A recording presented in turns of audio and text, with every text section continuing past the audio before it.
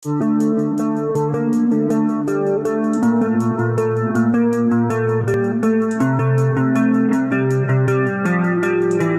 প্রেমীদের এখন চেনা জায়গার বাইরে অজানাকে জানার ইচ্ছা বেশ প্রবল। তাই তো এখন চেনা জায়গার বাইরে নতুন স্থানের সন্ধানে ভ্রমণ প্রেমীরা। তা যদি হয় একের মধ্যে দুই, অর্থাৎ শহরের কোলাহল মুক্ত নির্জন সমুদ্র সৈকতের সাথে দর্শনীয় স্থানের পরিদর্শন, তাহলে তো সোনায় সোহাগা। আর এরকম একটি স্থানে ছুটি দিতে কার না ভালো লাগে, তাও যদি হয় স্বল্প খরচে স্বল্প সময়ের জন্য। তাই তো আজকে ট্যুর প্ল্যানের গল্পটা একটু অন্যরকম।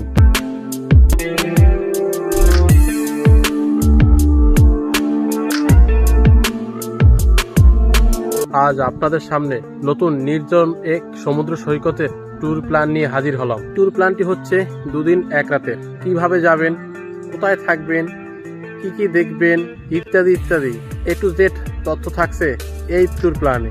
প্ল্যানটি মূলত হচ্ছে প্রকৃতির কোলে এক নির্জন সমুদ্র সৈকত, বাগদা বিচ এবং বালাসরের দর্শনীয় স্থান, যেমন ক্ষীরচরা গোপীনাথ মন্দির, নীলগিরি পাহাড়, ইমামি জগন্নাথ টেম্পল এবং পঞ্চলিঙ্গেশ্বর মন্দির। এই সকল নিয়ে মূলত 2 দিনের 1 রাতের এই প্ল্যানটি হচ্ছে। প্রথমে বলি কিভাবে যাবেন। আজকে আপনাদের যাত্রা শুরু, মানে ডে 1। প্রথমে আপনাদের আসতে হবে বালাসরে। সেক্ষেত্রে আপনারা শালিমার থেকে সকাল 9টা 15-র 12,821 ধৌলি এক্সপ্রেস ধরে আসতে পারেন বালাসরে।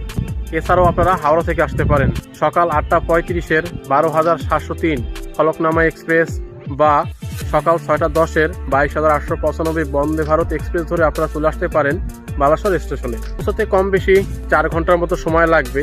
আর এদের ভাড়া সমূহ এবং কখন পৌঁছাবে সেই টাইম টেবলটা আমি স্ক্রিনে দিয়ে দিলাম।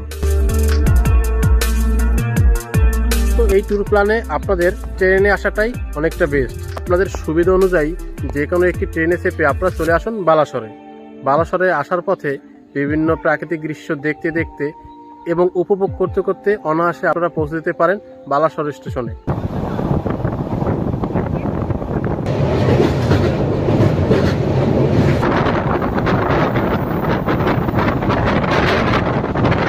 তো বালাসর তো আসলেন, এবার আপনার কাজ হলো একটি গাড়ি বুক করা।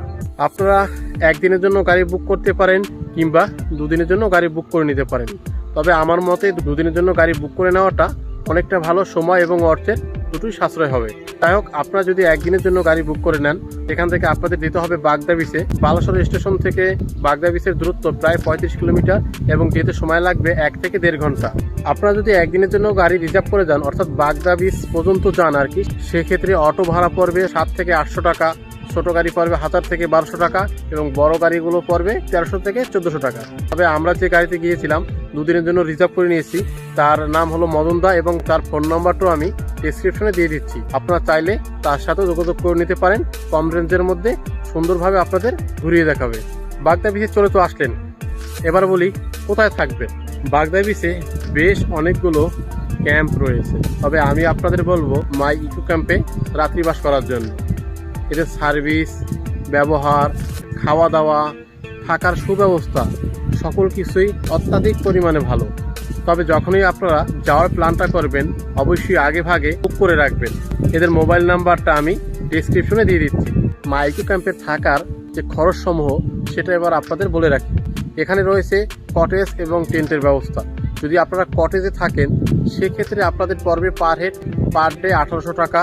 ফুডিং অ্যান্ড লোডিং উভয় মিলে, অর্থাৎ 4 বেলা আপনারা খাবার পাবেন।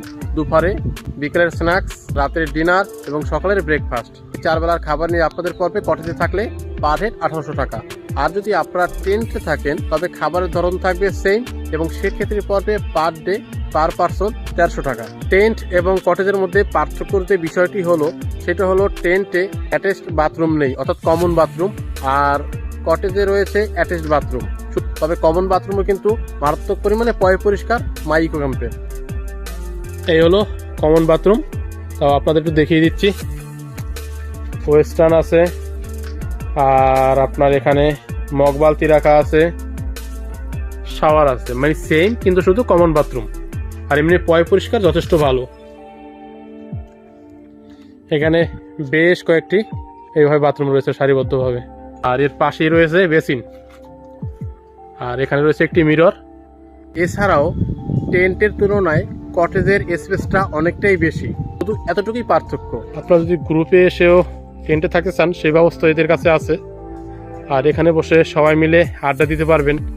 পরিবেশটা একটি অসাধারণ পরিবেশ। এছাড়াও যদি আপনারা এক্সট্রা খাবার নেন সেক্ষেত্রে কিন্তু আলাদাভাবে পে করতে হবে। এছাড়া এখানে রয়েছে বারবিকিউ, কাঁকড়া, এই জাতীয় খাবার যখন আপনারা অর্ডার করবেন সেক্ষেত্রে আপনাদের এক্সট্রা পে করতে হবে। আর আপনার প্ল্যানের পূর্ব মুহূর্তে কিন্তু এই ক্যাম্প থেকে প্রতিনিয়তই আপনাদের সাথে যোগাযোগ করবে। আপনাদের বাগদা বিচে পৌঁছাতে প্রায় 1টা থেকে 2টো বেজে যাবে। রুমে আসুন, ফ্রেশ হয়ে দুপুরের লাঞ্চটা করে নিন। দুপুরের লাঞ্চটা শেষ করার পর পুনরায় ফ্রেশ হয়ে এবার ঝাউবনের দিক দিয়ে চলুন বাগদা বিচের দিকে। ঝাউবনের দিক দিয়ে যখন আপনারা বাগদা বিচে প্রবেশ করবেন সেই মুহূর্তে একটি অন্যরকম ফিলিংস আপনারা উপলব্ধি করতে পারবেন। পরবর্তীতে আপনারা সারা বিকালটা বাগদা বিচে কাটিয়ে দিন। সমুদ্রের এই নির্জন সমুদ্র সৈকতের প্রকৃতির যে পরিবেশ, বিশুদ্ধ যে হাওয়া, সকল কিছু উপভোগ করুন প্রাণ ভরে। এখানে নিঃশ্বাস নিন প্রাণ ভরে। প্রকৃতির কোলে গড়ে ওঠা এক নির্জন সমুদ্র সৈকত সত্যি অনেকটাই আপনাদের ভালো লাগবে, অনেকটাই আর কি আপনারা এনজয় করতে পারবেন। তবে এখানে রয়েছে 4 চাক্কা রাইড করার ব্যবস্থা, যে গাড়িগুলো আপনারা এখানে রাইড করতে পারবেন। কত করে দাদা? 150 এক রাউন্ড। আপনারা চাইলে এই গাড়িও রাইড করতে পারেন, 150 টাকা এক রাউন্ড। এখানে সারাটা বিকেল কাটিয়ে সন্ধ্যায় আপনারা চলে আসুন ক্যাম্পে, একটু ফ্রেশ হয়ে নিন। এরপরে আপনাদের চলে আসবে সন্ধ্যার স্ন্যাক্স খাবার। তবে এখানে খাবার দাবারের মান অনেকটাই ভালো, একদম ঘরোয়া খাবার আপনারা পেয়ে যাবেন মাই ইকো ক্যাম্পে, এটা আমি নিঃসন্দেহে আপনাদের বলতে পারি। এরপর শুরু হবে বারবিকিউ অর্ডার করতে পারেন। বারবিকিউ অর্ডার করার পরেই কিছুটা সময়ের পরেই আপনাদের বারবিকিউ রেডি হয়ে যাবে।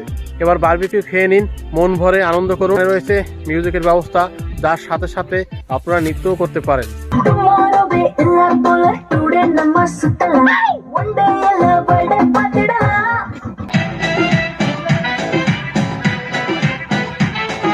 এই জায়গার পরিবেশটা এক অসাধারণ। রাতের বেলা মাই ইকো ক্যাম্প সেজে ওঠে এক মায়াবী পরিবেশে। আপনারা সন্ধ্যাবেলায় মাই ইকো ক্যাম্পের পরিবেশটা প্রাণ ভরে উপভোগ করুন।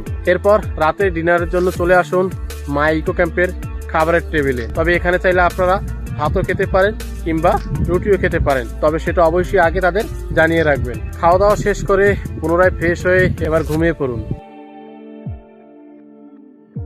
নেক্সট ডে, আজকে আপনাদের ডে 2। সকাল সকাল ঘুম থেকে উঠে আপনারা একটু ফ্রেশ হয়ে চলে যান বাগদা বিচের সমুদ্র সৈকতে। সম্ভব হলে এখানে সূর্যোদয়ও দেখতে পারেন। সকালের বাগদা বিচ অসাধারণ এক পরিবেশ আপনারা উপলব্ধি করতে পারবেন।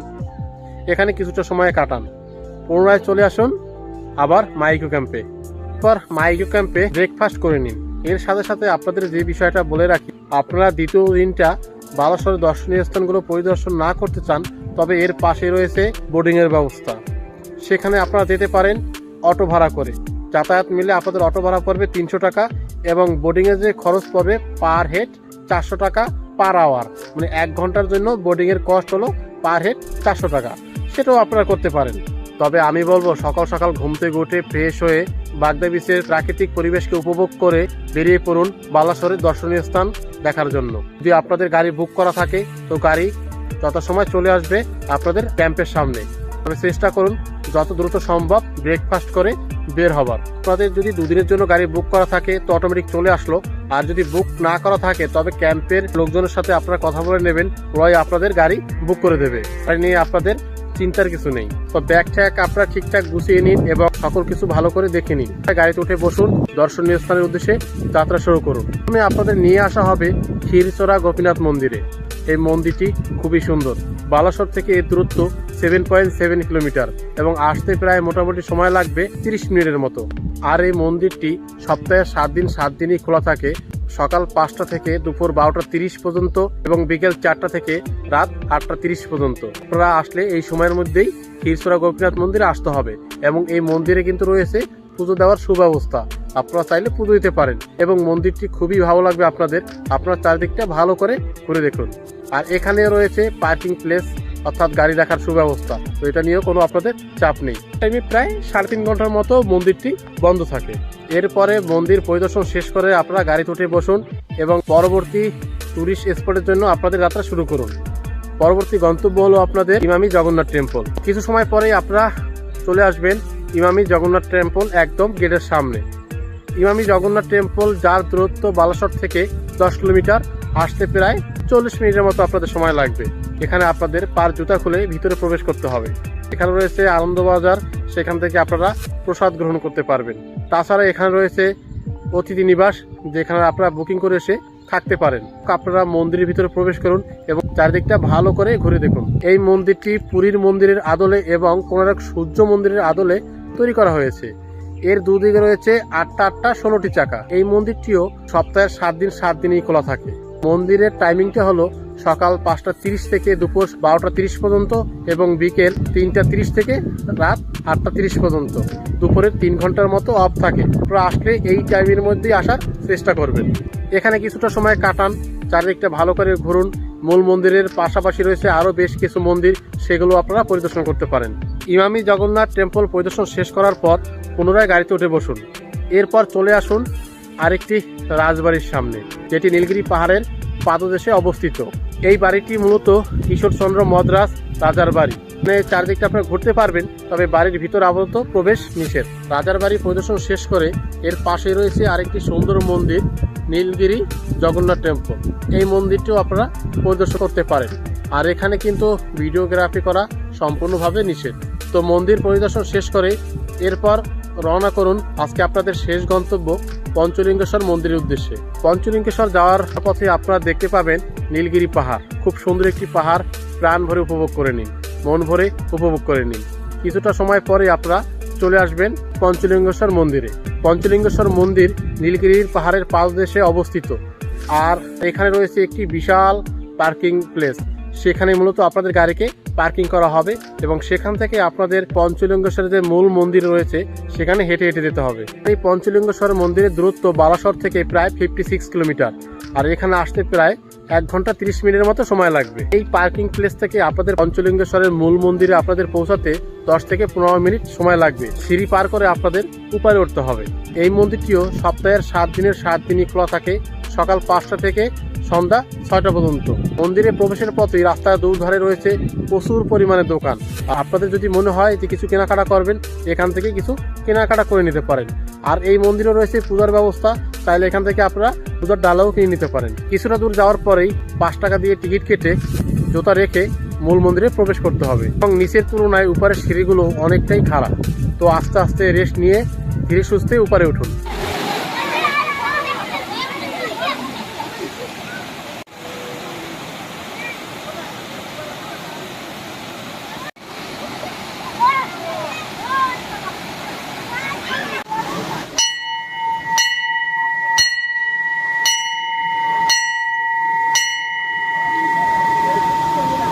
আর এখানে রয়েছে পুজো দেওয়ার ব্যবস্থা।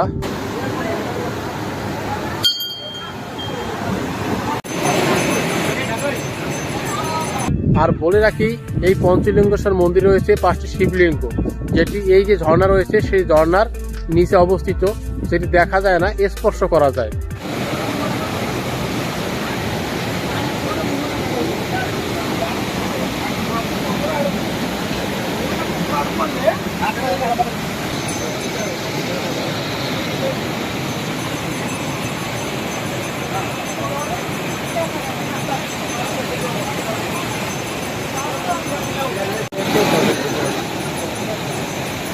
তো আপনারা চাইলে সেটা স্পর্শ করতে পারেন। তো এখানে কিছুটা সময় কাটান, চারিদিকটা ভালো করে ঘুরুন, তারপর পুনরায় আবার ফিরে আসুন আপনাদের সেই পার্কিং প্লেসে, যেখানে রয়েছে আপনাদের গাড়ি পার্কিং করা।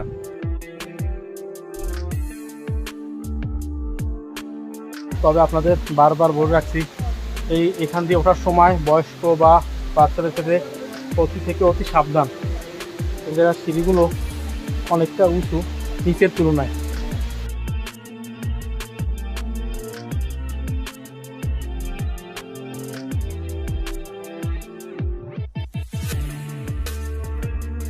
এর সাথে সাথে আপনাদের আরও একটি বিষয় বলে রাখি, আপনাদের যদি এখানে থাকার প্ল্যান থাকে, এখানে বেশ কয়েকটি হোটেল রয়েছে। মোটামুটি 700 টাকা থেকে শুরু, এসি নন এসি উভয় রুমেই পেয়ে যাবেন। আপনারা চাইলে এখানে রাত্রিবাসও করতে পারেন। আপনারা চাইলে এখান থেকে কিছু হালকা পাতলা খেয়ে নিতে পারেন। খাওয়া দাওয়া শেষ করে তারপর আপনারা পুনরায় গাড়ি তুলে বসুন এবং যাত্রা শুরু করুন বালাসরের স্টেশনের উদ্দেশ্যে। তো এর সাথে আরেকটি বিষয় আপনাদের বলে রাখি, আপনারা 2 দিন 1 রাতে যে ট্যুর প্ল্যানটা করবেন অবশ্যই চেষ্টা করবেন ধৌলি এক্সপ্রেস ধরে যাওয়া এবং ধৌলি এক্সপ্রেস ধরেই ফিরে আসা, তাহলে আপনাদের অনেকটা সময় সাশ্রয় হবে। অথবা যাওয়ার সময় আপনারা ফলকনামা এক্সপ্রেস ধরেও যেতে পারেন, তবে আসার ট্রেনটা অবশ্যই ধৌলি এক্সপ্রেসটা রাখবেন। তো আপনাদের মোটামুটি বালাসর আসতে আসতে প্রায় 1টা থেকে 1:30 বেজে যাবে। এখানে রয়েছে বেশ কিছু রেস্টুরেন্ট, আপনাদের পছন্দ অনুযায়ী আপনারা যে কোনো একটি রেস্টুরেন্ট থেকে দুপুরে খাবার দাবারটা সেরে নিন। এরপর আপনাদের ট্রেনের টাইম অনুযায়ী আপনারা চলে আসুন বালাসর স্টেশনে। সেখান থেকে ট্রেনে উঠে এক বুক স্মৃতি নিয়ে আপনারা চলে আসুন আপনাদের বাড়িতে। 2 দিন 1 রাতের প্ল্যানের গল্পটা তো আপনাদের বললাম। এবার বলি খরচের বিষয়টি। খরচের হিসেবে বলতে আসলে আমি মোটামুটি 4 জনের হিসেব করে ধরে নিই। আপনাদের সুবিধা অনুযায়ী পরে আপনারা 3 জন 5 জন 7 জন যেভাবে আপনাদের সুবিধা হয় সেভাবে ক্যালকুলেশন করে নেবেন। আর ট্রেন ভাড়া পরে 120 টাকা প্লাস 120 টাকা 240 টাকা 2S। আর সিসিতে যদি হয় সেক্ষেত্রে কিন্তু ভাড়াটা একটু বেড়ে যাবে। আসা যাওয়ার ক্ষেত্রে আপনার 120 প্লাস 120 240 4 জনের ক্ষেত্রে দাঁড়ায় 960 টাকা। এরপর আপনারা যদি 2 দিনের জন্য গাড়ি বুক করে নেন সেক্ষেত্রে আপনাদের 2500 থেকে 3000 টাকা লাগবে।